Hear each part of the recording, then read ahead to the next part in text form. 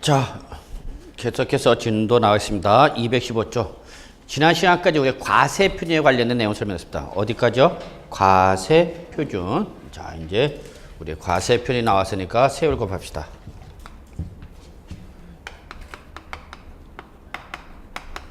어떻게 나왔어요?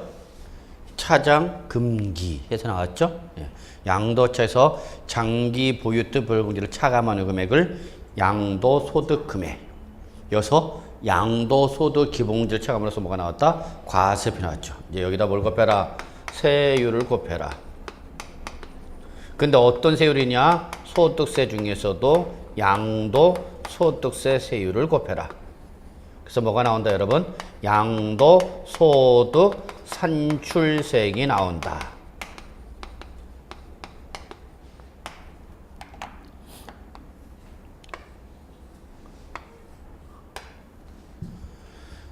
저를 가장 속썩이는 놈이 이놈입니다. 매년 개정안이 올라가요. 정부에서 바꾸겠다고. 그래서 열심히 바꿔요, 개정안으로. 그러면 국회에서는 통과가 안 돼요.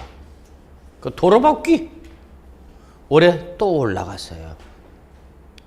또 안 되고서요, 여야가. 아주 짜증. 그래서 이제 안 바꿔, 나도. 바꾼 다음에. 자, 이 양도소득세 세율이요. 최근에 뭐 시험에 자주 나오는 부분은 아니에요. 워낙 요즘 그 개정이라든지 어떤 정치적 성격이 민감해, 이거는 정치적 성격이. 그래서 여야가 어떤 민생에 중점을 두기보다는 어떤 자기네 정파적, 정당적 그 득실을 가지고 논하기 때문에 문제가 있어요. 근데 이거는 정말 문제가 있습니다. 저는 좀 약간 정치 혐오자 중에 하는 사람인데. 자, 일단은 부동산 등과 역시 또 주식 등으로 또 나눠요. 하여튼 여러분, 양도소득세에서는 뭐와 뭐를 나눈다? 부동산 등과 주식 등으로 반드시 나누셔야 돼요. 성격이 같아 달라요. 다르잖아요, 성격이. 예. 그렇기 때문에 세법에서 구분하죠. 제가 구분한 이유는, 자, 여러분은 어디다 초점을 맞추라고요? 부동산 등에서. 왜? 공인중개세 중개 목적물이 이거죠. 제가 주중에 은행 FP나 증권투자상담사 이쪽 가서 강의를 할 때는 거기서는 이 얘기만 합니다. 이 얘기 안 합니다. 근데 공인중개사 하면 이 얘기만 하고 얘는 얘기 안 합니다. 자, 그래서 얘만 얘기했습니다. 원칙. 얘는 종합소득세 세율을 그대로 끌고 와서 적용하겠다. 그입니다. 종합소득세 세율을 준용하게 되어 있습니다. 종합소득세를 준용합니다. 그래서 양도소득세나 종합소득세나 동일한 세율을 적용하겠다, 그 얘기입니다. 왜냐하면 소득의 성격에 따라 세율 자체가 달라진다는 건 문제가 있기 때문에. 근데 이 종합소득세 세율은 여러분, 종합소득세율은 최저 6%부터 최고 38%까지 5단계 초과 누진세율입니다. 5단계 초과 누진세율.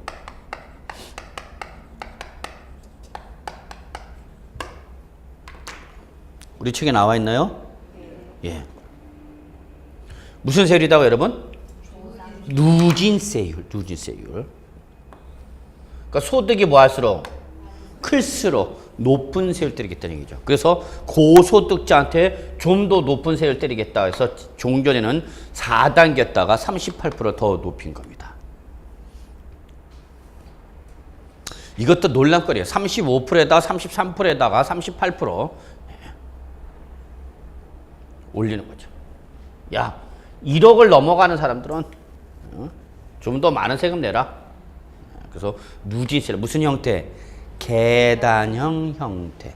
소득 금액이 클수록 소득 창출 능력이 크니까 세금도 좀 많이 내서, 이게 원칙입니다.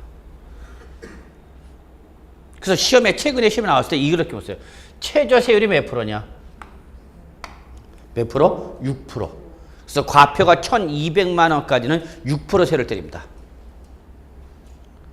그 다음에 4,600을 초과할 때 점점 구간별로 세율이 띵띵띵띵띵띵 올라가는 거죠. 6%, 15%, 24%, 35%, 그리고 38% 이렇게 된 거죠. 아주 얘는 정말 오랜만에 나온 거고요. 공인중개사 시험에서는 시험에 나오면 세율에서는 얘가 많이 나옵니다. 얘가 많이 나옵니다. 그래서 소득세는 원칙적으로 대인세이기 때문에 누진세를 적용하는 걸 원칙으로 하는데 예외적으로 그럼 이놈들은 좋은 놈들이겠다, 나쁜 놈들이겠다? 나쁜 놈들이야. 주로 투기성 거래가 강한 애들. 이때는 일반 세율을 때리는 게 아니라 중과세율을 때리겠다는 게요. 그럼 제일 나쁜 애가 누구랬어요, 여러분? 그렇죠. 미등기양도죠. 나쁜 놈. 너는 걸리기만, 물론 안 걸리면 다행이죠. 어떻게 잡아내요? 이렇게 물어보셨어요. 아까 수업 시간에. 미등기양도 어떻게 잡아내냐? 그는 사후 추적이 가능하겠죠. 당장 양도했을 때 뭐 했다더라도 못 잡아냈더라도 사후에 소유권 이전 추적 과정에서 잡아낼 수도 있는 거죠. 공시버스 중간생략등기 갑으로부터 을로부터 병. 근데 을이 뭐를 안 하고 취득 등기를 안 하고 양도하는 거죠. 이게 미등기 양도죠. 공시버스 이거 어떻게 잡아내 그러면? 이거 어떻게 하냐고 을이 있는 걸 공시법에서는. 민법에서는 어떻게 해요 그러면 이거를? 니꺼나 해. 씨. 세법 얘기하다 말고 공시법 얘기하고 민법 얘기하고 그런데요. 집에 갈까 보다. 그건 해당 관련 법률에서 잡아내겠죠. 그로 인해서 경제행위가 발견되면 마지막에 항상 적용되는 게 뭐예요, 여러분? 세법이죠, 세법이. 항상 마지막 관련 법률에 따른 경제행위에서 마지막 적용되는 게 세법이라고. 차후에 마지막이야, 적용. 그러니까 안 걸리면 다행이죠. 안 걸리면 다행이지. 근데 사후에도 걸리면 이렇게 잡아내겠다는 얘기죠. 이해되세요? 자, 어떻게 하면 안 걸리죠? 응? 안 하면 안 걸려? 차라리 살지 않으면 죽질 않네. 하여튼 우리 나중에 또 연구하기라고요. 그래서 양도소득세 제일 나쁜 놈이 누구예요, 여러분? 미등양 나쁜 놈. 그럼 우리 아까 미등양도면 여러분 비과세 안 해줘요? 첫째, 비과세 안 해줍니다. 미등양도일 때는. 둘째, 장기 보유특별 공제 못 받았죠. 남들 다 받는 무슨 공제도 못 받아? 기본 공제도 못 받죠. 거기다가 세율은 제일 높은 세율, 우리나라 세법 중에서 제일 높은 세율 중에 하나인 70%대입니다. 얘보다 하나 더 높은 게 있긴 있어. 세율이. 뭘까요? 얘보다 더 높은 게 있는데. 우리나라 세금 중에서 얘보다 더 높은 세율이 하나 있긴 있어. 뭘까? 이건 맞아본 사람은 알아. 어? 세금 포탈? 아니. 세금 포탈도 가산세 40% 내면 돼요. 세율 자체가 높진 않아요. 안 맞아봤구나. 이거 맞아본 사람은 아는데. 비실명 예금. 금융실명 거래면 비밀 보장에 관한 법률에서 가설인의 명의로 예금을 했다가 걸리면은 그때는 90%입니다. 90%. 몇 프로? 90%대입니다. 소득세. 타인 명의가 아니라 가설인 명의, 있지도 않은 사람 명의로 예금하는 거죠. 실제 지금 현재 실명제이기 때문에 다 예금 가입할 때 뭘로 해야 돼? 실명제. 심지어 이제 공인인증서, 그죠? 개인신용 다 하죠. 그래도 하여튼 만약에 이거는 주로 어떤 경우냐? 옛날 거죠. 옛날 거. 실명제 도입하기 전. 그 갑자기 이 실명제는 김영삼 정부 때 시행된 겁니다. 저희 왼수가 은행 다닐 때 갑자기 오늘 집에 못 들어온대. 그래서 네가 한번 해보자는 거냐? 그랬더니 그날 갑자기 대통령 담화 발표되면서 금융실명 거래제가 시행되면서 은행에 전 비상 걸립니다. 비상 걸립니다. 그래서 다 실명제 저가 실명으로 다 확인하고. 그래서 몇 프로 때린다고 여러분? 그때 90%. 그러면 여러분 항상 제가 얘기하는 거 소득세가 있는 것에 몇 프로에 10%의 지방소득세 있습니다. 기억해 두셔야 됩니다. 그랬는데 부가세 쪽에서 뭐가 있는 것엔 소득세가 있는 것은 반드시 뭐가 쫓아온다. 10%의 지방소득세가 쫓아. 이런 노래도 있죠. 재난이 있는 것에 뭐가 있다. 예, 어떻게 하셨어요? 했나? 예. 별걸 다 기억해. 하여튼 쓸데없는 건. 예, 아주 기억력이 좋으시네요. 하여튼 제가 누차하는 거 소득세가 있는 것에 뭐가 있다? 지방소득세. 그럼 몇 프로 쫓아오는 거예요, 여러분? 응? 요놈의 10%니까 몇 프로가 더 붙어야 돼? 9%가 더 붙어야지. 절대적 10%가 아니라 상대적 비율이 10%라는 얘기야, 여러분. 예.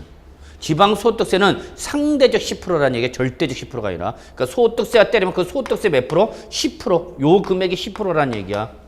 그러니까 몇 프로 와야 돼? 9% 와야 돼? 10%면 안 돼? 예. 그러면 몇 프로 되는 거야, 여러분? 99%죠. 비실명을 했다가 걸리면은 예금 이자 등에서 금융소도 이렇게 걸린 거죠. 에이씨, 너 다 먹어라, 이씨. 90%, 99% 떼고 나면 나 몇 프로 먹으라는 얘기야? 1% 먹으라는 얘기 아니야, 1%. 어? 이씨, 너 다 챙겨라! 하고 주워버린 거지, 그때, 이씨.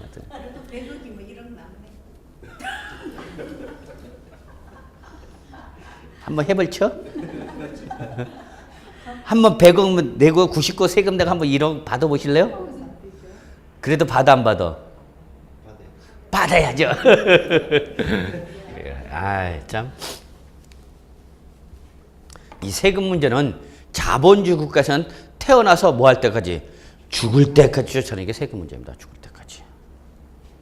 근데 왜 세법이 16문제냐고. 몇 문제 해야 돼? 40문제 해야 되겠죠? 그러면 여러분 곡소리 납니다. 40문제 되면은. 진짜입니다, 여러분. 40문제가 되면 난이도가 엄청 올라갈 수밖에 없어요. 그리고 무슨 문제가 나와야 돼요? 예, 계산 문제가 나올 수밖에 없어요. 40문제 나오면. 문제를 만들어야 되잖아. 16개 나오다가 40문제를 바꾸면 계산 문제 나올 수밖에 없어요. 그러면 이제 그때는 곡소리 나는 거야. 학계론도 포기한 지가 오래됐는데요. 학계론의 계산 문제도 포기한 지 오래됐는데. 자, 양도세에 제일 나쁜 놈 누구예요, 여러분? 미등양도. 몇 프로, 여러분? 70%. 얘는 가끔가다 시험에 나왔어. 옛날 초창기 때는 잘 나왔어.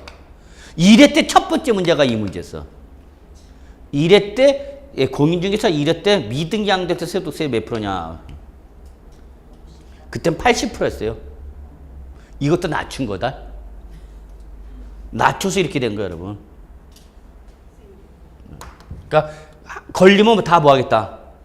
소득세를 다 환수하겠다는 취지입니다. 둘째, 비사업용 토지. 적지 마요, 이거는. 적지 마. 비사업용 토지는 60%. 60%. 세 번째, 1세대 3주택 이상자 60%. 네 번째, 1세대 2주택자. 쓰지 말라 그랬어요, 이거는. 쓰지 말라 했더니 분명히 제가 이유가 있으니까 쓰지 말라 그런 거야. 열심히 쓴 사람이 있어, 분명히. 조사하면 다 나와. 노트 검사하면 다 나오게 돼 있어.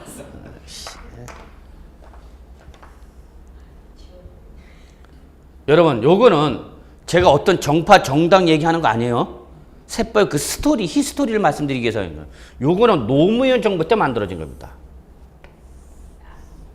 언제 때 만들어졌다고요? 노무현 정부. 이게 대통령, 정부의 성격에 따라서 이게 세제 정책이라든지 이런 게 많이 달라지죠.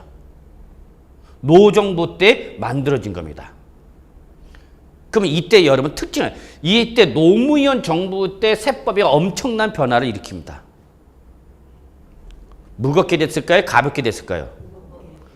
무겁게 됩니다. 누구한테? 부자들한테. 노무현 정부의 첫 취임 일성이 뭐냐? 노블리스 오블리질레이션. 이놈의 발음은 1년 내내도 잘 안 돼. 이 콩글리시 발음. 그게 뭔 소리예요? 노블리스 오블리질레이션이래라. 뭐래나 엠병아. 발음도 잘 안 들은. 응? 부자들이 나눠줘라 그 얘기입니다. 나눠줘라. 가진 자들이 좀 베풀 줄 알아야 된다 그 얘기입니다. 이때 만들어집니다. 이때 만들어져요. 그래서 첫째 무슨 목적을 갖고 있는 토지? 투기 목적. 그죠? 비섬용 토지. 차의식으로 갖고 있는 토지. 얘들 다 누구예요 여러분? 다주택자들이죠. 왜 주택 많이 갖고 있냐는 얘기야. 이때 또 만들어진 게 있어요. 여러분 잘 아시는 뭐가? 노무현 정부 때 만들어진 게 또 뭐가 있어요, 여러분? 종합부동산세. 그게 다 이때 만들어진 겁니다. 그러니까 이때는 재산 많은 사람들이 어떤 조금 좀 강하게 얘기하면 공공의 적이지. 공공의. 응? 많은 사람. 이들이 독식하고 있으니까 일반 서민이 못 사는 거 아니냐.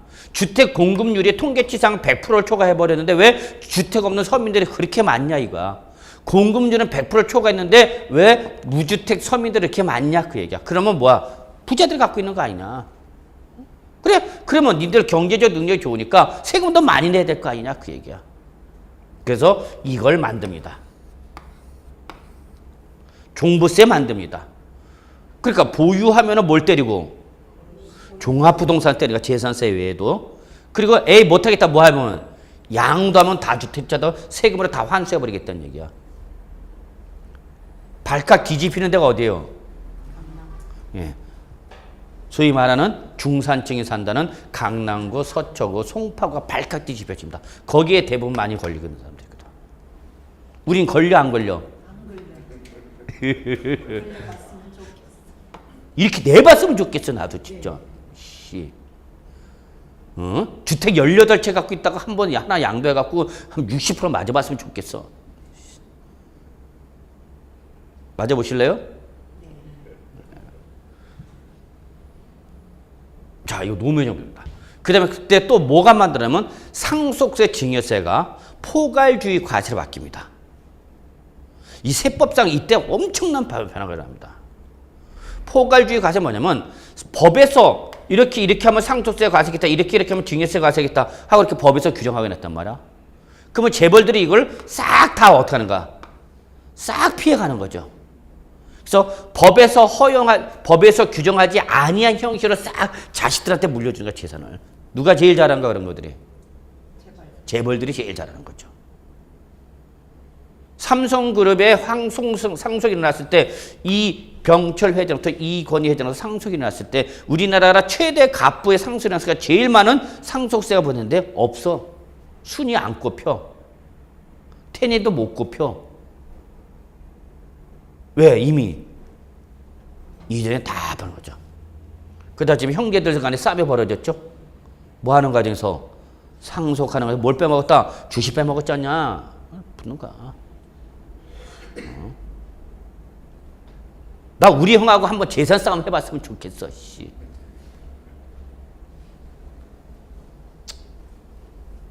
이게 만들어집니다. 그런데 그 후에 정권이 바뀌죠. 정권이 바뀌니까 전 정부에서 만든 이게 좋아 싫어? 왜? 자, 뭐 얘기합시다. 다 아시는 거니까. 노무현 정부에서 이명박 정부로 바뀝니다. 이명박 대통령 정부로 바뀝니다. 그럼 여기 정부의 성격이 나타나죠. 엄청납니다. 노무현 정부 때 대통령 이쪽 정책 위반자들은 주로 어떤 사람들이에요? 으쌰, 대동단결, 이거 하던 사람들이야 다. 뭐 하던 사람들이야? 투쟁하던 사람들이단 말이야. 그러니까 정책이 어떻게? 과격해. 세련된 맛이 없어요. 세법을 이렇게 중과할 때도 이렇게 좀 세련되게 몰아야 되는데 이게 투쟁 강도 어떤 일변이죠. 잡아! 그런 식이죠. 그러니까 법이 확 하니까 여기에 엄청난 저항이 일어납니다. 기득권층의 저항이 일어난 거죠. 그래, 너 영원히 대통령 하나 버려야. 5년은 내가 버티마. 그러면서 그 다음에 선거 때 확 바뀌죠. 자, 그러면 이명박 정부는 또 어떤 사람들이 잡았습니까? 우리나라 역대 뭐 장관들, 정치 위반들 재산 순위가 다 어떤 사람들이야? 다 높습니다. 평균 30억 이상, 20억 이상. 저 했었죠. 아시죠? 고소정인가? 고소용. 예. 이반자들 정치 위반 재산들이 다 많은 사람들이죠. 자기네가 다 걸리는 거죠. 그러니까 이걸 둬, 안 둬? 안 둬. 없애버립니다. 폐지. 그래서 그때부터 폐지하자 하고 계속 정부에서는 올립니다. 근데 폐지가 안 됩니다. 이게 없어지면 결국은 또 어떤 일이 일어나요? 혜택은 누가 받으니까 도로? 부자들이 또 받는 거지, 혜택은. 그러니까 오히려 부자들 세금이 많이 일어나는데 부자들한테 감면 효과가 나타나는 거 아니냐. 그러니까 폐지 못하겠다. 야당에서 결사반대하는 거죠. 근데 지금 현재 주택경제, 부동산 경기가 좋으니까 안 좋으니까? 안 좋으니까 세금 문제가 가장 큰 걸림돌이라는 얘기야. 그러니까 자꾸 어떡하는가? 유예. 1년씩 매년 유예하는 겁니다. 이 규정을 적용하겠다, 안 하겠다? 안 하겠다. 당분간 경기가 좋으니까 안 좋으니까? 안 좋으니까 1년 유예하자. 1년. 그래서 이걸 계속 안. 실제 이건 적용을 해요, 안 해요? 안 해. 지금 안 한단 말이야. 이거는 옛날 때 얘기만 해도 부동산 가격이 급등할 때 만들어진 규정이단 말이야. 근데 지금 부동산 가격이 올라가요? 아니, 이렇게 되고 있잖아. 하락하고 있잖아. 대추세야, 이거는 앞으로 여러분. 옛날처럼 부동산 가격이 올라가던 시대는 끝났다는 얘기 여러분. 우리나라 경제 상황으로는 저금리 시대로 가고 있기 때문에 올라갈 수가 없어요, 여러분. 부동산 경기가 활성화된다라도 지역 어떤 제한적으로 일어나는 거지 추세 자체는 우리나라 경제 추세 흐름에서 거시 지표로는 부동산 가격은 하락할 수밖에 없어요. 대타는 뭐야 그러면? 돈은 많은 사람들은 금융 쪽으로 갈 수밖에 없죠. 부동산 가격. 예전에 토지에 투자하면 이제 돈을 벌던 시대는 끝났다는 얘기야 지금은. 그 바뀌는 걸 패턴을 알아야지. 우리나라 정부 경기, 세계 경기가 어떻게 가는지를 봐야지. 그래서 매년 올립니다. 폐지하자. 그래서 고치는 거야. 없애버리는 거야. 근데 뭐해? 야, 없애지 말고 이 적용하지 말자. 그래서 매년 1년씩 연장합니다. 여러분 거기 책에는 간단히 됐지만 기본서 회원형 소득세법에 보면 엄청 복잡합니다. N병아.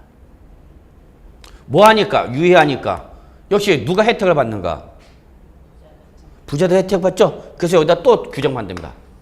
무조건 이 규정을 적용하지 않으면 역시 부자들 혜택 받으니까 소득세법에서 정하고 있는 투기 지정 지역 안에 있는 1세대 3주택 이상자나 비사업용 토지는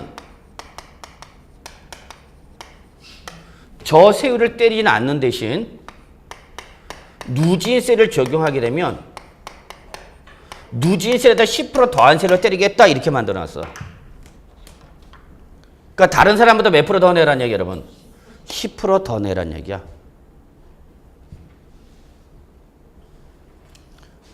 그럼 부자들한테 세금 좀 많이 때리는 것 같죠? 근데 문제는 오늘 현재 투기 지정 지역 자체가 없어요. 다 해제가 돼 있어. 소득세법상 주택 투기 지정지역이나 토지 투기 지정지역이 다 해제됐어. 왜? 부동산 가격이 자꾸 어떻게 되니까? 침체하고 있으니까. 지가가 급등하거나 주택가가 급등하는 지역이 지금 없다는 얘기야. 오히려 지금 어떻게 주택가가 자꾸 하락하고 있죠? 그러니까 지금 없어. 투기 지정 다 해제됐어. 그나마 남아있던 강남구, 서초구, 송파구라는 빅3 지역도 다 해제돼 버렸어. 그러니까 결론은 투기 지정 지역 있어 없어? 없어. 오늘 현재. 그러니까 이거 적용해 안 해? 안 해. 이거 적용해 안 해? 안 해. 그럼 실제 이거 있는 거 없는 거? 없는 거야 없는 거. 이게 뭔 짓거리 하고 있는 거냐고. 그럼 없애버려야 될 거 아니야. 근데 이걸 그대로 살려놓고 있어요. 환장한다. 그럼 나는 어떡하라고 책 쓰는 놈은. 그러니까 이쪽은 문제가 나와 안 나? 안 나와요 이쪽은. 안 나올 수밖에 없어. 낼 수가 없어. 왜? 냈다가는 시비 걸 테니까. 적용하는 거냐 안 하는 거냐. 이해하시죠?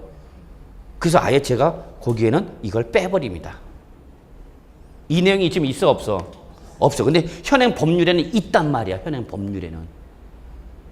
근데 우리는 어디까지나 세무 전문가도 우리 시험 대비니까 제가 과감하게 이렇게 복잡하게 집어넣었다가 여러분 돌아버려. 그냥 빼버린 겁니다. 거기. 그 이런 말이 있어 없어? 없죠. 잘했어요? 잘못했어요? 제가.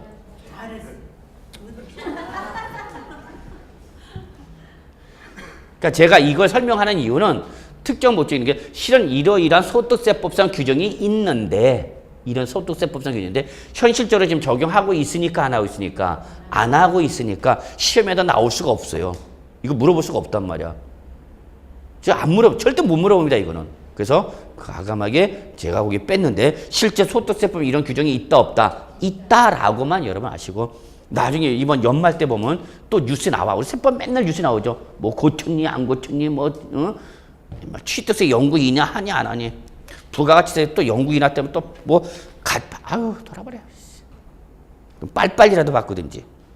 그래서 결론 에이씨 이거 적용한다 안 한다? 안 한다. 그럼 결론은 이거네요 여러분. 두 번째 그러니까 시험은 여러분이 여기까지만 보시면 돼요. 1번에서 어디까지?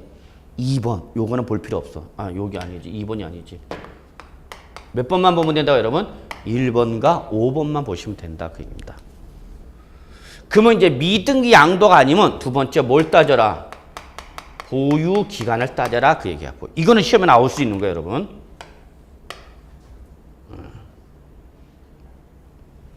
이러한 투기성 자산이라 아니라 하더라도 1년 미만을 보유하고 양도하면 여러분 부동산은 1년 미만 보유 양도했다 그러면 정상적 사용으로는 보기가 힘들죠. 부동산은 전형적인 자본적 자산이고 자본적 자산은 장기간 사용 수익을 목적으로 하는 것이 본래 취지인데 이렇게 1년 미만의 단타의 거래다. 그러면 이때는 너 이거 투기성 뭐래가 아니냐. 단기 차익을 목적으로 들어온 거 아니냐. 50% 때리겠다는 얘기입니다. 그러면 총 세부담률은 몇 프로가 되는가? 55%가 되는 거죠? 소득세 50%다가 지방소득세 10% 쫓으니까 5% 쫓아온 거 아니야. 이래서요. 지방소득세는 절대적 10%가 아니라 상대적 10%랬어. 그리고 1년 이상이지만 2년 미만이면 몇 프로 때리겠다? 40% 때리겠다는 얘기예요. 자, 제가 말씀드리고 싶은 건 이겁니다. 여러분, 여기서 세율이 제일 낮은 건 어떤 세율이에요? 여기서 세율이 제일 낮은 건 어떤가? 어? 여기 나온 세율 중에서 제일 낮은 세율은 어떤 세율이냐니까? 얘가 제일 낮은 거죠? 이해되세요? 얘가 제일 낮은가? 얘는 제일 높아봐요, 몇 프로야? 38%. 얘는 제일 낮아도 몇 프로야?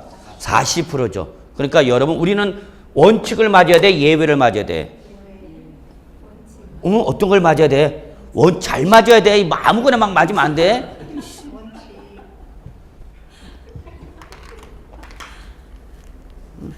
밥 먹으러 갖고 아무거나 주세요. 그러면 어떡하냐고. 주인집 사장님은. 자, 다시. 이거 여러분 잘 아셔야 되는 거야. 나중에 공인중개 되시면은. 또 여러분 스스로 부동산의 양도 때 우리는 어떤 세율을 맞아야 돼? 어떤 세율을 맞아야 돼? 누진세를 원칙을 맞아야 되는 거죠. 그럼 얘는 언제 맞는가 도대체? 얘는 언제 맞아 그러면?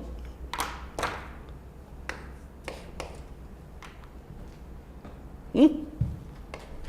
도대체 이놈은 언제 적용되는 거냐고. 첫째, 뭐가 아니면서 미등기 양도가 아니어야 되는 거죠? 첫 번째 조건.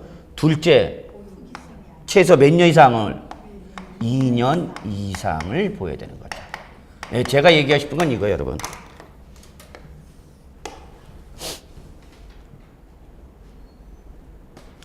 그러니까 공인중개사가 되셔서 나중에 그 고객의 양도하는 기간, 보유기간 때서 뭐가 달라진다는 걸 알아야 돼. 세율이 달라지죠, 세율이. 몇 프로 차이 나요? 10% 차이 나잖아요, 10%. 응? 그죠? 자, 봐요. 공인중개사인 여러분이 공인중개사를 잘 만나는 것도 그자의 복이란 얘기야. 1년 미만이면 몇 프로? 50%. 1년 이상 2년 미만 몇 프로? 40%. 2년 이상이 돼야 뭐 올라가는가? 누지세율이죠. 누지세율이잖아. 자, 그럼 요때 만약에 양도다. 요게 보유기간이 11월 20일이다. 자, 1년 10월 29일이다. 보유기간이. 그럼 이걸 그대로 양도하게 하면 돼요? 안 돼? 안 되죠. 여기에 따라서 10%가 달라지잖아. 그럼 여러분이 이런 걸 뭐 할 줄 알아야 돼? 늦출 수 있어야지. 안 그래? 고객님, 이 상태로 양도하면 지금 10%의 세율이 차이가 날 수가 있습니다. 그러니까 며칠만 오버하면은 10%가 다운됩니다. 근데 양도자는 지금 당장 양도하고 싶대. 그럼 공인중개사는 뭐 다른 좋은 방법이 없을까? 이렇게 물어보겠죠. 내가 지금 양도하면서 보유기간을 뒤로 늦출 수 있는 방법은 없을까? 여러분한테 물어보겠죠. 그럼 여러분 뭐라고 대답해야 돼? 아니지. 고객님 시험 범위가 아닙니다. 이렇게 얘기해야지. 그런 걸 이제 여러분이 자꾸 연구를 하셔야 되는 거죠. 어떻게 하면 할 것인가? 대금은 다 오늘 받고 등기일자 늦추면 돼?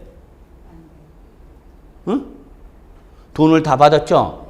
등기일자만 늦춰주면 돼요? 안 된단 말이야. 왜? 오늘 양도한 거 돼버리기 때문에. 응? 그러니까 등기만 늦춘다고 해서 되는 게 아니라 돈을 오늘 받았죠? 돈을 오늘 받았어? 등기를 한 달 후에 한대? 그럼 양도 시점은 언제야? 과세권자는 제가 뭐라 했어요, 여러분? 과세권자 기본적으로 빨리 과세한다고 그랬잖아. 그럼 오늘 대금 받은 날 등기일이 한 달 후야. 그러면 세법은 언제 양도를 보는가? 한 달 후 등기 접수일이 오늘 받은 날이야. 오늘 받은 날이 되잖아. 그러니까 등기 갖고만 하면 안 되죠. 응? 그러면 잔금만 오늘 안 받으면 되는 거지. 그죠? 자, 봐. 참, 여러분은 선생을 정말 잘 만났어. 세법 선생을. 농담이고요. 자, 봐요. 실무에서 일어나. 제가 왜 이런 얘기를 하냐면요. 현업의 공인중개사님도 저랑 계속 연락 옵니다. 제 카페도 보면은 현업에 계신 분들이 정말 많이 옵니다. 수험생은요, 거의 뭐 별로 없어요. 와서 자료만 빼가지 인간적인 교감이 없어. 난 그걸 제일 싫어하는데. 자료만 홀라당 빼. 그래서 요즘은 자료도 잘 안 올려요. 삐져갖고. 근데 현업에 계신 분은 저하고 교감 많이 합니다. 내가 아쉬워서가 아니라 그분들이 저하고 계속 연락하려고 그래요. 카페에 모임하면 종무하면 옛날에는 대부분 다 현업 종사자들, 그 다음에 그의 시험 합격자들. 그의 시험 합격자들은 기분이 좋은 상태이기 때문에 카페에 종무하면 많이 옵니다. 근데 보세요. 실무 나가신 분들 이런 얘기가 다 실무 나가면 그분들 필요해서 저하는 거예요. 자, 저한테 왔어요. 공인중개사 교수님 이런 거 있는데 어떻게 하면 되죠? 좀 늦춰주고 싶은데. 네. 고민해야 되는 거죠. 어떻게 할지. 자, 보세요. 만약에 잔금이 매매 대금이 자, 이런 얘기는 지금 아니면 못하기 때문에 그냥 하는 거예요. 부담 없이 들으세요. 15억 원이야. 그럼 우리 세법에서 양도소득세에 말한 대금청산은 이 매매 대금이 다 지급된 날을 말하는 거죠. 자, 그랬더니 어떤 분이 어떻게 하냐면, 자, 나는 늦춰주고 싶어. 그럼 대금청산이가 등기 접수일 중 우린 빠른 날을 과세시켜 놓으니까 둘 다 안 늦춰야 되는 거죠. 근데 지금 양도자는 지금 당장 돈을 다 받고 딴 데 가야 돼. 이해돼요? 이거 지금 팔고 받은 돈을 갖고 딴 집 가서 잔금 치러야 된단 말이야. 근데 오늘 대금은 다 지급하면 안 되는 거죠. 그렇잖아. 대금 지급하면은 오늘 양도한 거 보니까 기간이 늘릴 수가 없잖아. 지금 요 경우를 얘기하는 거야. 자, 그랬더니 어떤 분이 이렇게 했어. 아이씨, 별것도 아닌 것 같고. 자, 이분 이렇게 했어. 잔금을 1,000만 원만 남겨놨어. 그리고 얼마 받았어? 4억 9천만 원 다 받고 얼마 남겨놨어? 1,000만 원을 잔금 지급 상태로 남겨놨어. 이해하시죠? 괜찮은 방법 같죠? 그래서 등기일과 대금 청산일 한 달 후로 미뤄서 이날로. 그래서 몇 프로 내느냐? 40% 양도소득 냈어. 그랬더니 세무서에서 추징 들어왔어. 10% 더 내라고. 그리고 가산세 묻었어. 난리 났지? 이 공인중개사 난리 났어. 이 시급했어. 자기 딴에 머리 쓴다고. 이렇게 했는데 세무서에서 웃기지 마. 너는 이때 양도 안 가. 11월 20일 4억 9천만 원 받은 날 이날에 양도 안 가. 그래서 50%야 너는. 40% 냈으니까 10% 추가. 그리고 과소납 부분에 대해서 가산세 때리는 거야. 뭐가 문제죠, 여러분? 이 잔금 1,000만 원인 것의 5억 중에 차지는 비중이 커, 작어? 작다는 얘기야. 너무 작겠다는 얘기야. 세무서에서는 이게 실제 미지급된 잔금이 아니라 대금의 청산이 이루어진 걸로 보겠다는 얘기야. 이해되세요? 그러니까 너무 작게 잡았죠. 자, 그럼 이제 이번엔 또 무슨 고민해야 되는 거야? 그럼 잔금을 도대체 얼마를 잡아야 되는 거야? 그럴 거죠. 얼마까지를 잔금으로 인정해 줄까? 응? 법에는 명시가 안 돼 있어요. 여기서 잔금이라는 것은 세법상 잔금은 얼마를 본다고 명문화되어 있지 않아요. 세무서마다 달라요. 그래서 안정빵으로 가려면 최소한 10% 이상은 넘겨줘야 돼. 몇 프로 이상? 10%. 실무상 뭐 7, 8% 이상만 남겨놔도 잔금이 있는 걸로 봅니다. 그러니까 확실하게 좀 안전하게 하려면 10% 이상을 미지급 상태로 남기는 것이 낫다. 10%. 이해하시나요? 예, 이런 건 시험에 안 나와. 근데 실무 나가면 여러분 세법 법에 없는 얘기가 다 물어봐. 손님들은. 제가 가장 어려운 게 뭐냐면 여러분이 질문했을 때 또는 거기에 계신 분이 세법에 있는 내용을 물어보면 저는 대답할 수 있죠. 법에 명시가 돼서 법 규정을 얘기한다고. 근데 실무 나가시면 법에서 규정되지 아니한 이상한 형식으로 일어나 사례가. 이해하세요? 법에서 규정된 형식이 아니라 다른 법에서 명시되지 아니한 사고로 실무에서 일어난다니까. 그럼 여러분은 이제 갈등 때리는 거야. 나중에 실무 나가보세요. 도대체 어떻게 해야지? 물어볼 데도 없어. 세무사한테 물어보니까 세무사는 뭐 달래? 돈 달래요. 돈 달래. 세무사들은. 뭐 상담료 돈 달라고 그래요. 근데 문제는 돈 주고라도 하는데 문제는 이게 세무사마다 또 달라. 이놈한테 물어보면 이렇게 대답하고 이놈한테 물어보면 이렇게 대답하고 이놈은 다 달라. 왜? 왜 다른 거죠, 여러분? 이 사람들 무식해서 할까요? 왜 사람이 다르게 세무 전문가나 세무사들이 이놈한테 물어봐도 다 다르게 대답해. 왜 그럴까요? 이런 일이 왜 발생할까? 어? 세법에 대한 해석 관점이 다른 거지. 세법에 대한 해석이 보는 거예요. 해석이 다른 거죠. 그러면 법에 명시되지 않으면 뭘 봐야 되는가? 그 다음에는 판례 보는 거야. 그래서 우리가 민법, 대법원 판례를 그래서 공부하는 거야. 판례는 뭐죠? 케이스 바이 케이스죠. 그렇잖아. 그래서 판례를 공부하는 거야. 세법은 판례 말고도 뭐가 있냐? 통치라는 게 있어요. 기본 통치. 기본 통치가 뭐냐면 장이 그 세무 공무원들에게 법률의 해석으로 이럴 땐 이렇게 처리하라, 이렇게 처리하라고 실무 지침을 내는 게 뭐가 있다? 통치라는 게 있어요. 국세 기본 통치, 지방세 기본 통치. 그러니까 나중에 실무 나가시면 여러분이 그런 것도 한번 좀 봐야 돼요. 자, 그래서 결론 냅시다. 세율은 여러분 몇 가지만 하면 돼? 세 가지. 이 새끼 세 가지 하는 걸 12시간 때웠냐, 이 새끼가. 자, 그래서 시험은 이렇게 세 가지만 보시면 돼요, 여러분. 근데 저는 이걸 더 강조하고 싶어요. 그럼 도대체 언제 누진세율이 되는 거냐, 이거죠. 하나 더. 6번째. 기타 자산은 얘는 특징이 이거예요, 여러분. 무조건 누진세율입니다. 뭐다고 여러분? 무조건 누진세율이 이게 보유기간 불문입니다. 예를 들어서 골프 회원권 양도했다. 사업용 고정자산관계양도 영업권이었다? 그러면 얘는 묻지 마야 보유기간 불문. 시험에 잘 나오죠? 시험에 나오는 거죠, 이런 거. 시험은 이런 거 잘 나오는 거예요, 여러분.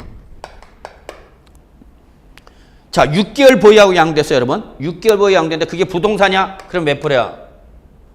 50%야. 자, 골프 회원권 양도했는데 그게 6개월 보유했어. 어디로 가는가? 누진세요. 이해되세요? 예. 자, 거기까지만 보시고요. 나머지는 내비로 두세요. 자, 그 다음에 어디 가냐? 이제 마지막 신고 납부 갑시다. 별표 3개짜리. 시험에 아주 잘 나오는 부분이야. 특히 신고에는 여러분 2가지가 있어요. 묶으세요. 예정 신고와 확정 신고 2가지가 있죠. 이렇게 묶으세요. 이때 시험에서는 예정 신고가 중요한가. 별표 3개 예정 신고에다가. 자, 이것도 여러분 내용을 이해하시면 돼요. 내용 이해하면 돼. 내용을 이해를 안 하면서 세법 외우는 사람은 진짜 무식한 사람이야. 아니면 메모리가 뛰어나거나. 그러나 여러분은 느낄 거 아니에요, 요즘. 예전 같지가 않구나.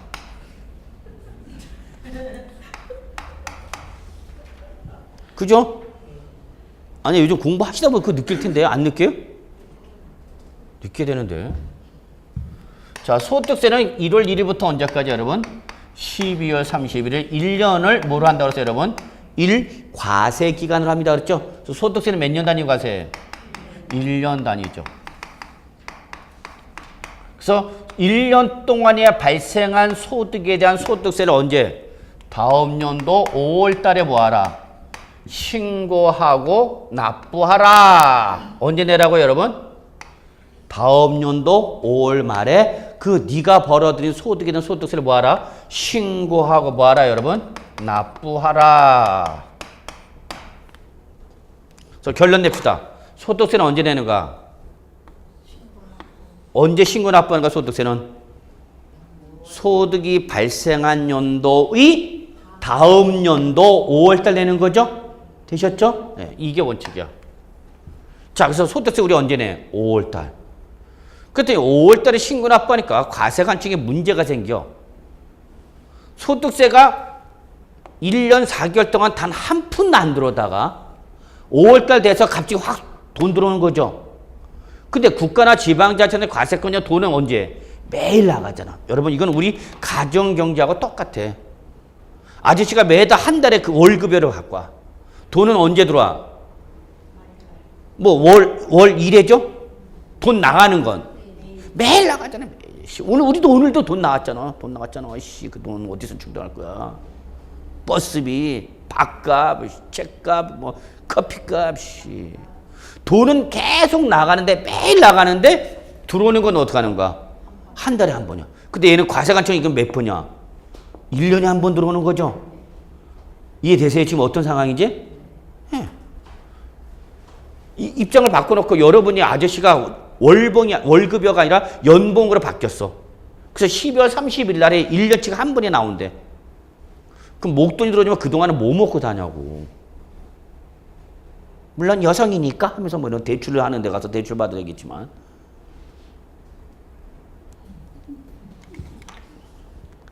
그러니까 과세관청도 똑같아. 다음 연도 언제까지? 5월 달까지 기다리기가 너무나 힘들어. 그래서 뭐 할 때마다 뭐 하면 부동산 등을 뭐 하면 양도를 하면 그 양도한 날부터 일정한 기한 이내에 뭐 하라는 얘기야? 신고 좀 하고 납부 좀 해줘라. 그 얘기야, 여러분. 그럼 내가 올해 몇 번 양도했어요, 여러분? 3번 양도했어. 원래는 다음 연도 5월 달에 한 번에 신고 납부하면 되는 거죠? 근데 그때까지 기다리기가 너무 힘들어, 과세관청은. 그래서 법을 하나 만들면서 이때 내야 되는 게 원칙이지만 이때까지 기다리기는 너무나 힘드니까 너 뭐 하면? 양도를 하면 양도한 날도 일정한 기한이라 뭐 해라? 신고 납부하라. 그래서 요거를 뭐라고 그러는 거고? 예정 신고 납부. 원래는 언제 하는 건데? 다음 연도 5월 달에 이걸 뭐라 그러는가? 확정 신고 납부 그러는 거예요, 여러분. 그래서 어떤 게 원칙인가? 요게 원칙인 거예요, 여러분. 확정 신고납부가 원칙인데 이때까지 기다리기 너무 뭐하니까 힘드니까 예외적으로 뭘 하나 더 집어넣은 거냐? 예정 신고납부를 한 거야. 그럼 공인중개사는 확정 신고를 알아야 돼? 예정 신고를 알아야 돼? 이거를 알아야지, 이거를. 왜? 양도한 사람한테 이걸 해줘야 되니까. 그 시험에 잘 나오는 거잖아. 이게. 별표에서 이게. 응? 시험에 잘 나온 애는 나올 수밖에 없는 이유가 있어. 다 그 아무거나 떡볶이 뭐 판 돌려서 찍어서 나오는 게 아니야. 그럼 여기서 제일 중요한 건 뭐냐? 신고 기한이죠. 이걸 공인중개사는 여러분이 양도자한테 얘기해 주라는 얘기야. 언제? 양도리 속한 달의 말부터 몇 월 이내야? 2월 이내. 밑줄 별표 3개짜리. 그럼 오늘 며칠이죠, 여러분? 우리 12월 26일. 어제 크리스마스였죠. 27일인가? 아, 그제였나? 아, 어제 벌써 하루 지나갔구나. 야, 정신없어요, 제가. 쓸쓸한 크리스마스였죠.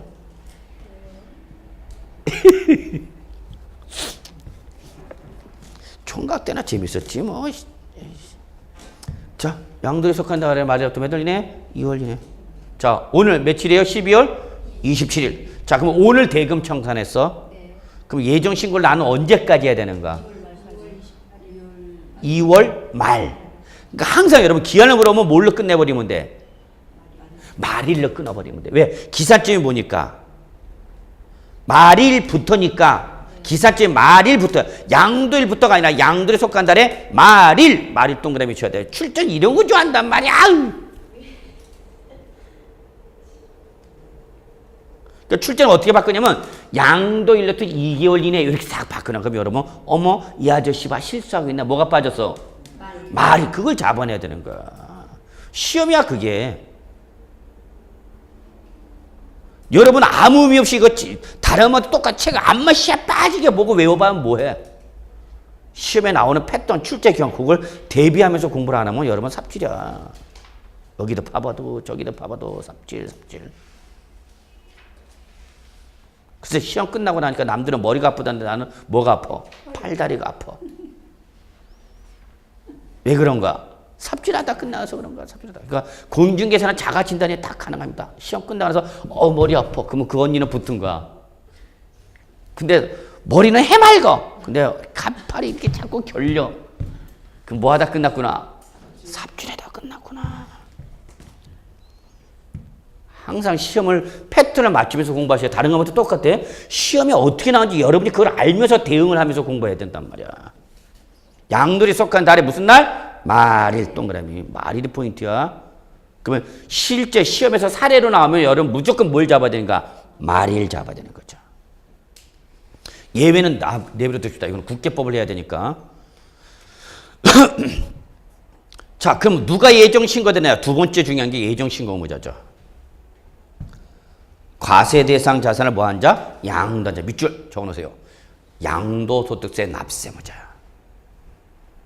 즉 모든 양도소득세 납세 의무자는 다 뭐하라? 예정 신고하라.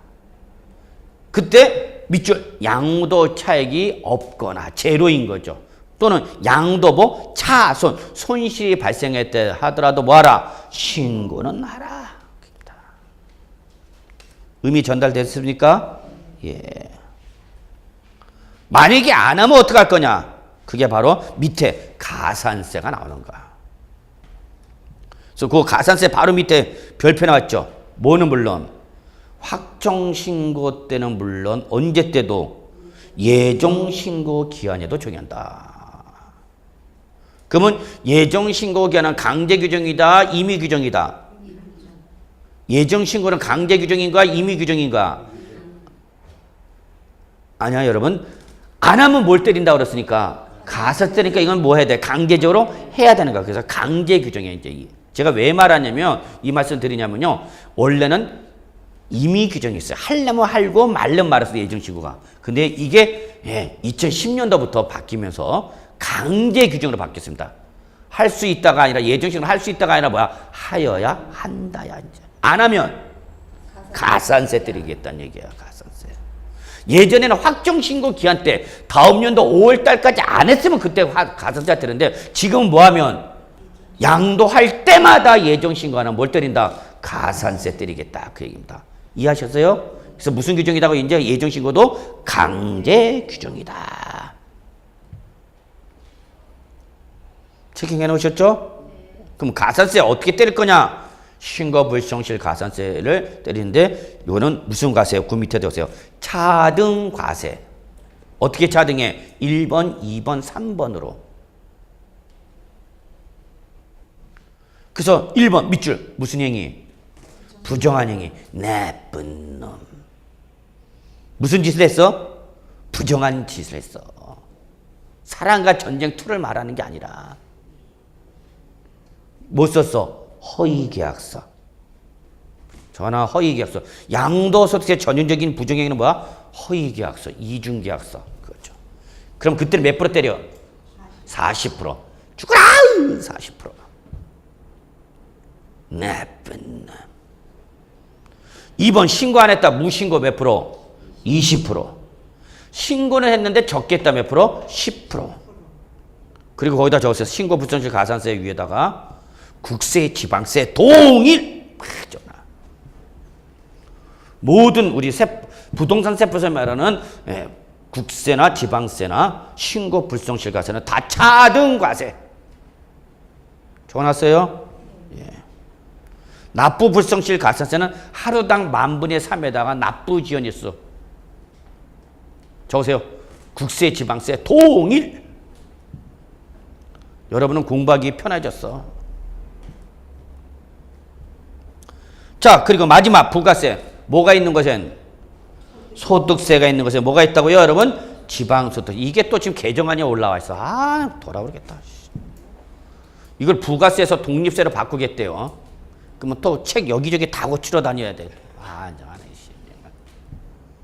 하여튼 나중에 개정된 거 봐야 돼. 하여튼 우리는 일단 이렇게 합시다. 뭐가 있는 것엔? 소득세가 있는 것은 뭐 있다? 지방소득세. 몇 프로요? 동그라미 10%.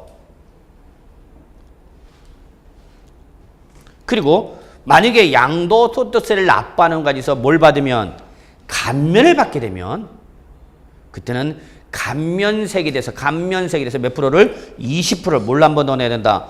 농어촌 특별세를 한 번 더 내셔야 돼요. 그래서 여러분 감면세액 할 때 감자 동그라미, 농어촌 특별세 할 때 농자 동그라미. 그래서 여러분 감면 그러면 여러분은 무조건 예외 없이 그 감면세액의 몇 프로를? 20%를 얼른 한 번 더 내야 돼. 농특세를 한 번 내야 돼. 그래서 이걸 뭐라고 하냐? 깜농 이렇게 배우셔야 돼요.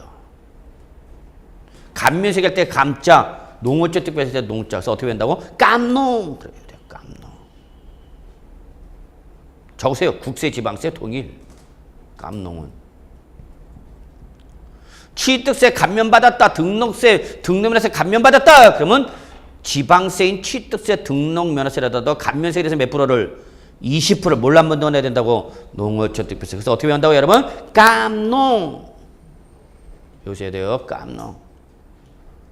태국 갔다가 여러분 혹시 뭐 일을 당하시면 그때 거기서 깜농 불러주세요. 그래요. 깜농. 태국 가면 다 알아요. 깜농. 니쿤보다 더 유명해. 깜농 그러면. 하긴 니쿤이 뭔지 모르는데. 자, 그래서 어떻게 한다고 여러분? 깜농. 뭘 외울 게 많아. 이미 다 외웠지 이미. 니쿤보다 더 유명한 애가 누구? 깜농. 그거 다 됐지 뭘 왜 다 외웠네 뭐. 되셨어요? 소득세가 있는 건 뭐가 있다 여러분? 소득세가 있는 것에 뭐가 있다 무조건? 지방소득세. 몇 프로 쫓아와요? 10%. 근데 감면세액이 나왔다. 그러면 몇 프로를? 20% 뭘 한 번 더 내요? 농어촌 특별세 낸다. 그래서 우리 어떻게 배웠어요 여러분? 깜농 이렇게 배운 거죠. 됐나요 여러분? 예. 여기까지 해서 우리 12월달 세법에 대한 기본 강의, 기초 강의. 그래서 용어 위주로 해서 설명을 드렸고, 다만 용어를 설명하는 가지고 세법에 대한 체계와 그다음에 개념 위주로 해서 설명을 드렸고요. 우리 다음 1월달부터가 아마 본격적인 강의가 이루어지지 않을까. 개정된 법으로 강의가 이루어지기로 하고. 자, 11월달, 12월달 세법 기본 강의 여기서 마무리하도록 하겠습니다. 여러분 그동안 수고하셨습니다.